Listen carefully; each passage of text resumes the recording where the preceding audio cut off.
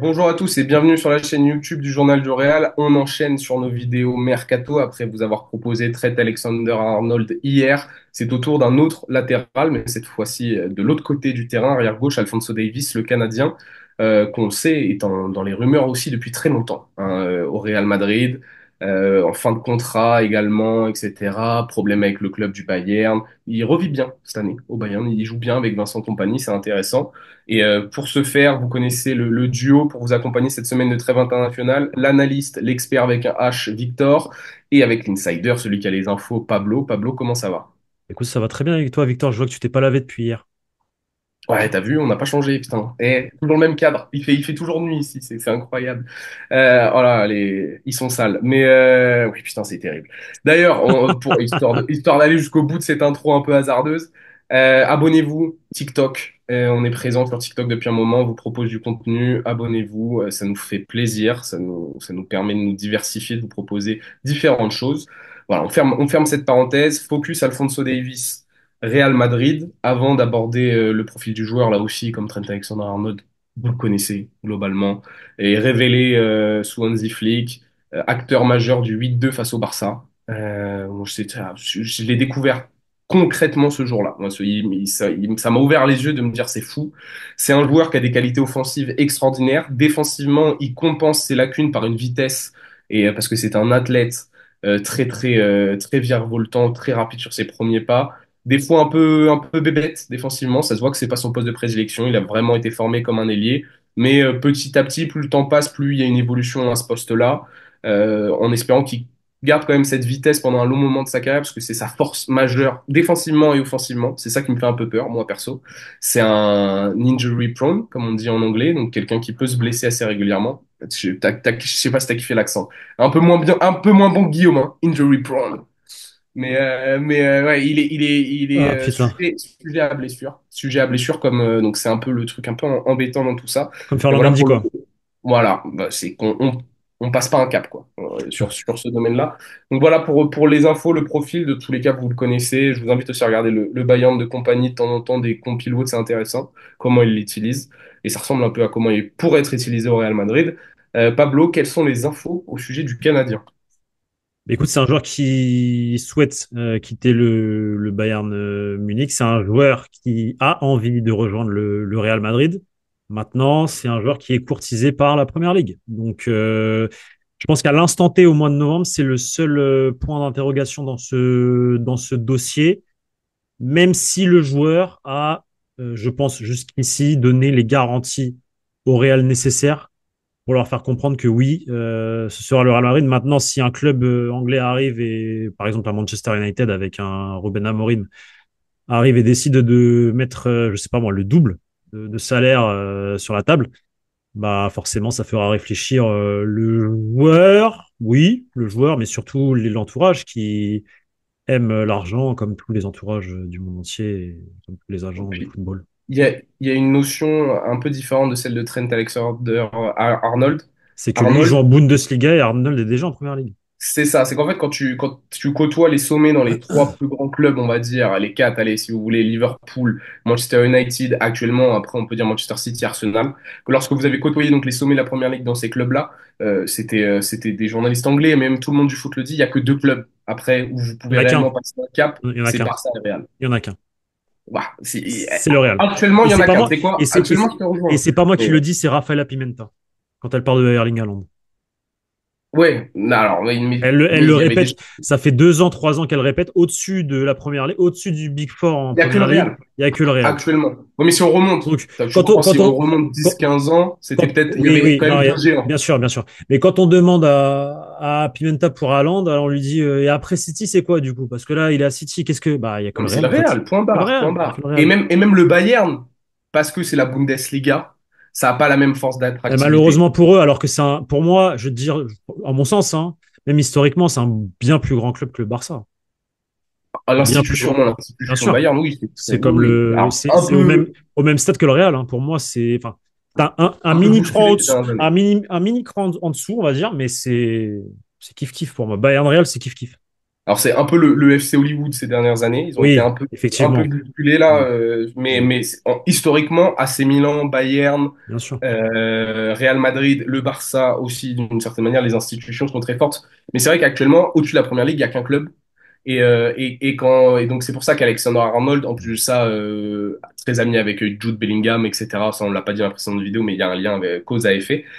Davis, c'est vrai que la concurrence de la Première Ligue est donc réellement présente parce que d'un point de vue C'est ça. financier et d'un point de vue également, certains clubs, enfin, jouer pour Manchester United, ça a une saveur particulière. Jouer pour Arsenal ou Liverpool, ça a une saveur particulière. Peut-être plus les Reds, désolé Guillaume, qu'Arsenal.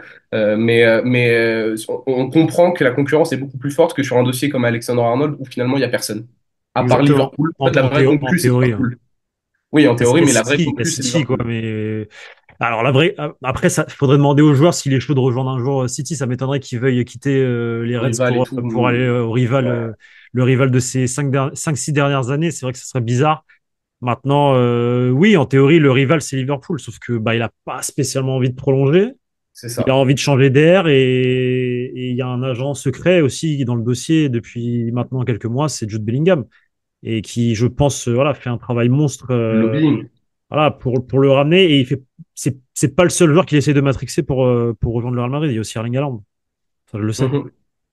Et Alphonso Davies, tu sais il a des petites sources au vestiaire, des petits Rudiger, tout ça qui lui souffle peut-être, je sais pas. Écoute, j'ai pas eu d'écho À la par rapport barre. à ça. Et j'ai pas eu d'écho par rapport à ça. Très sincèrement, j'ai pas eu d'écho par rapport à ça. Je sais juste que c'est quelqu'un qui a envie de rejoindre le Real Madrid, qui aimerait rejoindre le Real Madrid. Après, quel joueur n'aimerait pas rejoindre le Real Madrid? C'est la question aussi qu'on pourrait se poser, à part les meilleurs joueurs au monde à l'heure actuelle qui sont Pedri, Gavi et Marc Casado. Mais à part Mm. ces trois joueurs-là, voilà, tout le monde veut rejoindre le Real Madrid. C'est ça. Et donc lui pour le coup, on serait vraiment sur une arrivée cet été, comme toujours pas Non, il y aura. de Alors transfert cet hiver. effectivement, lui, c'est pas de transfert cet hiver. On est sur une arrivée l'été prochain et en principe, s'il n'y a pas de voilà si on va dire que s'il y a un club comme Manchester United qui est le club qui pousse à côté du Real Madrid pour le faire signer, n'arrive pas à avoir un semi-OK du joueur avant la deadline, enfin l'ouverture en gros Neuf décembre. de cette période où tu peux commencer à négocier avec les joueurs pour la saison d'après.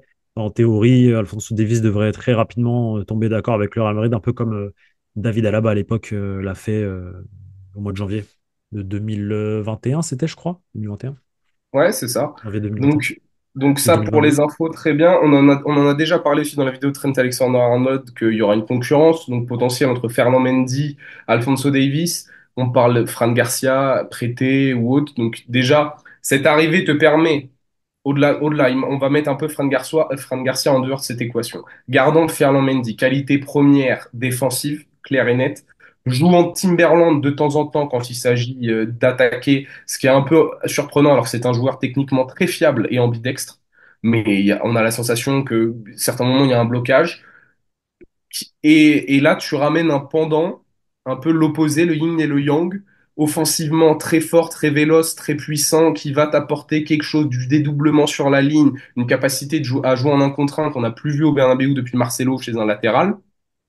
Mais par contre, défensivement, ouais, Ah, défensivement, l'espace c'est dans le compliqué. dos, on va on va le voir passer, etc.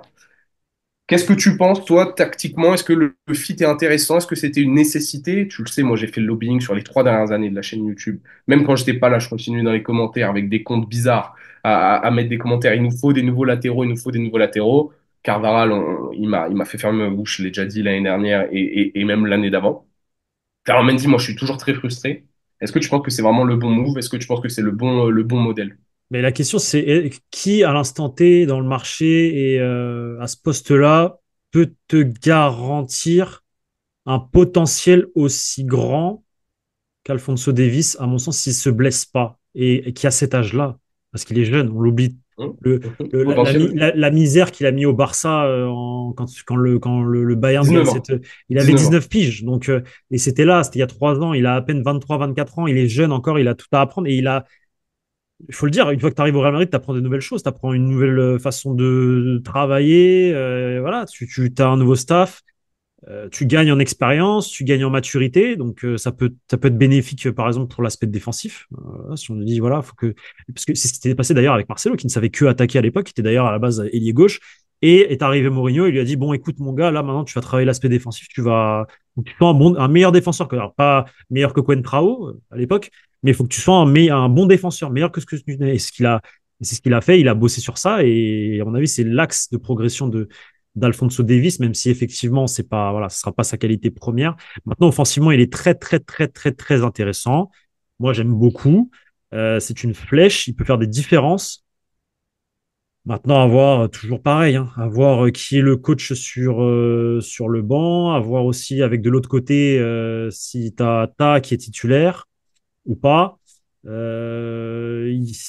un peu tôt pour parler aspect tactique, je pense, parce qu'il faut voir aussi qui partira ou non.